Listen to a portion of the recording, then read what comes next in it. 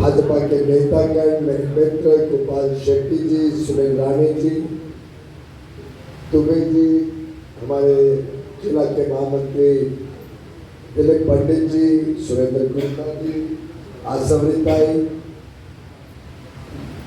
वास्तव में भाजपा में तो नेता और कार्यकर्ता के बीच में फर्क नहीं है, सबसे ज्यादा महत्व तो नेता का ज्यादा कार्यकर्ता का है। भाजपा के कर्मठ कार्यकर्ता, भाजपा के मेहनती और दिन रात एक करके पार्टी को विश्व की सबसे बड़ी पार्टी बनाने वाले योद्धा, मैं आप सबको नमन करता हूँ। आप सबका मित्रों, 2024 का चुनाव भारत की यात्रा को तो एक नया मोड़ देगा ही, तो भारत की यात्रा में भाग्य विधाता बनने का काम करेगा। 75 वर्ष हो गए आजादी के। प्रधानमंत्री मोदी जी ने जिस प्रकार से 10 वर्ष में देश की दिशा भी बदली, दशा भी बदली, जिस प्रकार से 10 साल में गरीब कल्याण के इतनी सारी योजनाएं, जिससे आज 25 करोड़ गरीब गरीबी की रेखा से निकल के एक आत्मविश्वास का जीवन, एक सम्मान का जीवन जीते हैं और आगे चल के विकसित भारत के हमारे सपने को साकार करने में जिनकी भूमिका बहुत अहम रहेगी, ऐसे गरीबों के लिए जितना प्रधानमंत्री मोदी जी ने 10 वर्ष में किया, शायद ही कोई और सरकार ने उसके पहले 65 वर्ष में किया। देश को भ्रष्टाचार मुक्त बनाना, देश में सुशासन, गुड गवर्नेंस लेके आना और व्यवस्थाओं को सरल करना, व्यवस्थाओं को, कारोबार को, व्यापार को, उद्योग को और हमारे सामान्य नागरिकों के जीवन को सरल और आसान बनाने के ढेर सारे, चाहे कानून बदले, कई कानून को खत्म कर दिया, कई जगह पे जो कानूनी तौर तरीके होते थे, प्रोसेस होता था, उसको सरलीकरण किया। अलग अलग प्रकार से देश में एक आधार रखिए, नींव रखिए अगले 25 वर्ष के अमृतकाल में कैसे भारत एक विकसित देश, विकसित और समृद्ध भारत 2047 तक बने। रोज नए नए आंकड़े आते हैं, रोज नई नई सूचनाएं आती हैं जो दर्शाती है कि कैसे भारत एक विश्व स्तरीय ताकत बनने के लिए आगे बढ़ते जा रहा है। विश्व की सबसे तेज गति से बढ़ने वाली अर्थव्यवस्था है, आज 5वें अंश में है। मोदी जी के तीसरे टर्म में 3rd लार्जेस्ट हो जाएगी, तीसरी सबसे बड़ी अर्थव्यवस्था हो जाएगी।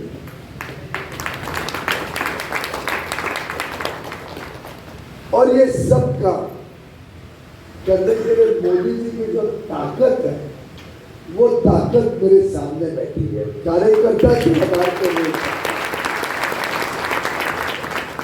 अभी अभी हाल में शायद काशी में भी कार्यकर्ताओं का सम्मेलन में और उसके बाद बिहार के कार्यकर्ताओं के सम्मेलन में प्रधानमंत्री जी ने यही बात दोहराई कि देश को अगर हमें बदलना है, देश को समृद्ध विकसित बनाना है, तो 140 करोड़ देशवासियों का प्रयास और कर्तव्य भावना से काम लगेगा।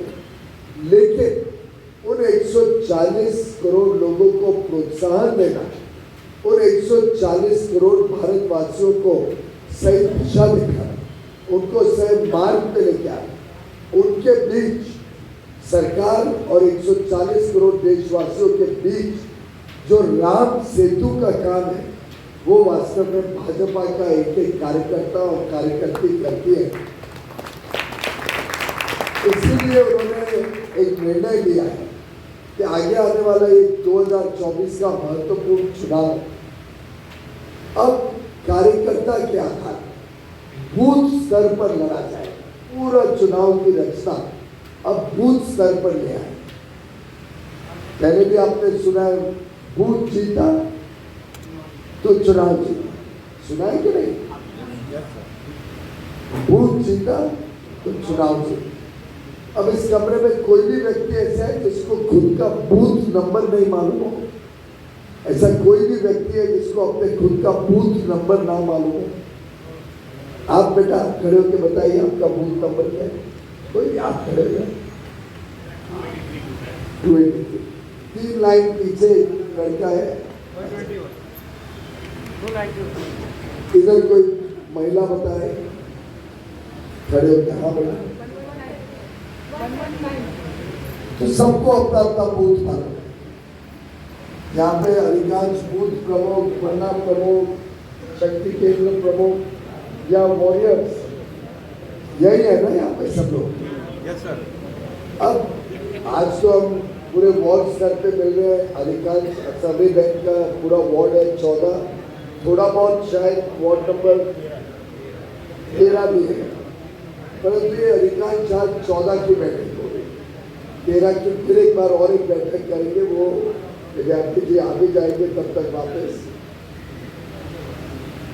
लेकिन चुनाव की रचना करते हुए आगे के सभी कार्यक्रम जो जिला से आएंगे या मंडल से आएंगे, वो सभी कार्यक्रम अब बूथ स्तर पर। उदाहरण के लिए 6 तारीख को पार्टी का स्थापना दिवस है, तो पार्टी के स्थापना दिवस का झंडा वंदन का कार्यक्रम, हर एक कार्यक्रम अब बूथ पर हो।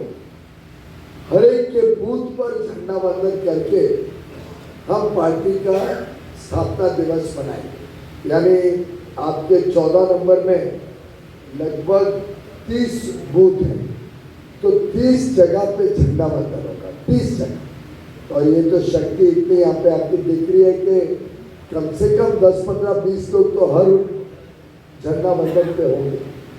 परंतु हमें उसकी चिंता कम करनी है। चिंता होनी है कि पक्का 30 के 30 बूथ में झंडा वंदन का कार्य। बड़ी संख्या में लोग आए, वो तो अब सबका प्रयास रहेगा। जितने ज्यादा लोग आए थोड़ा शक्ति भी दिखेगी अच्छी, लेकिन 30 के 30 बूथ पर और ऐसे पूरे लोकसभा क्षेत्र में 1700 से अधिक जगह पर ये झंडा वंदन का कार्यक्रम हो। अब झंडा वंदन के लिए कई बार तो ऐसा होगा कि छोटा इलाका हो तो बाजू बाजू में 100 मीटर दूर, 200 मीटर दूरी 2 होंगे, तो भी हर बूथ में एक हो। ऐसा नहीं कि चलो मिलजुल के 3 का 1 बना लें। तो 1700 स्थान पर हम सब पटका, ये सफेद वाला बेला, सबके पास सफेद वाला बेला है सभी के पास। मेरी टोपी में पता नहीं, मेरे को आज दी नहीं है।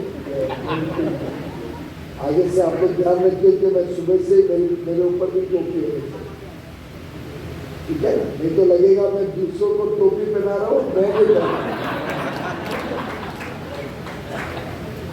और सब नेता मंडली भी पहनेंगे, हम सब टोपी पहनेंगे। और आप सोचो, जब हम टोपी पहन के कार्यक्रम में जाते हैं, टोपी पहन के बाहर निकलेंगे और 1700 बूथ के उत्तर मुंबई के 25-30 हजार हमारे कार्यकर्ता अगर पटका, बिल्ला और टोपी पहने हुए सिर्फ और कुछ नहीं घूमते रहेंगे तो पूरा भगवा हो जाएगा उत्तर मुंबई।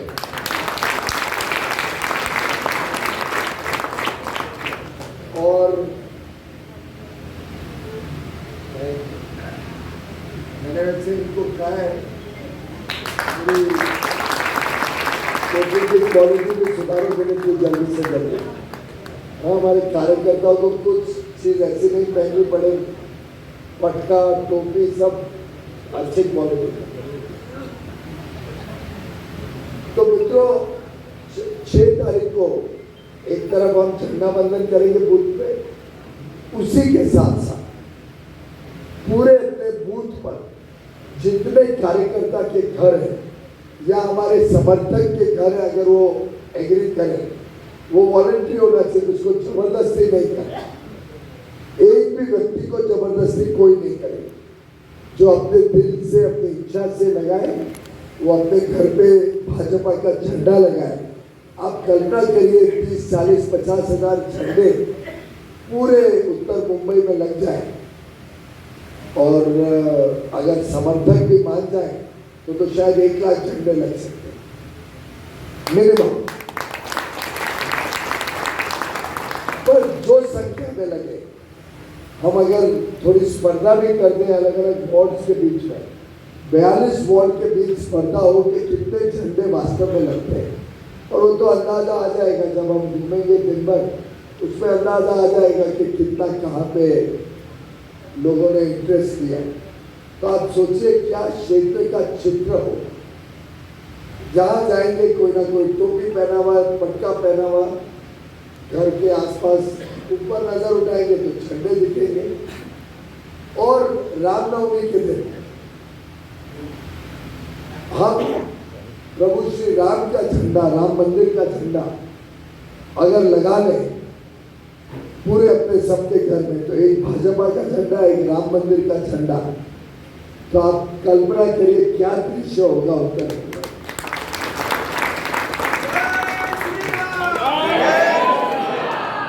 और ये पहली रामनवमी है 22 जनवरी के बाद। प्रभु श्री राम अपने घर पे विराजमान हुए, टेंट से निकल के इतने भव्य मंदिर में उनकी प्राण प्रतिष्ठा हुई है, तो स्वाभाविक है हम सबका उत्साह भी रामनवमी का थोड़ा डबल होना चाहिए इस साल।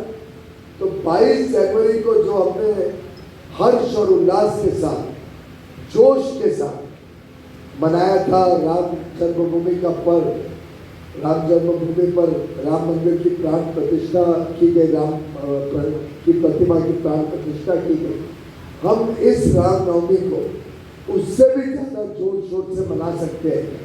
क्या लगता है सर?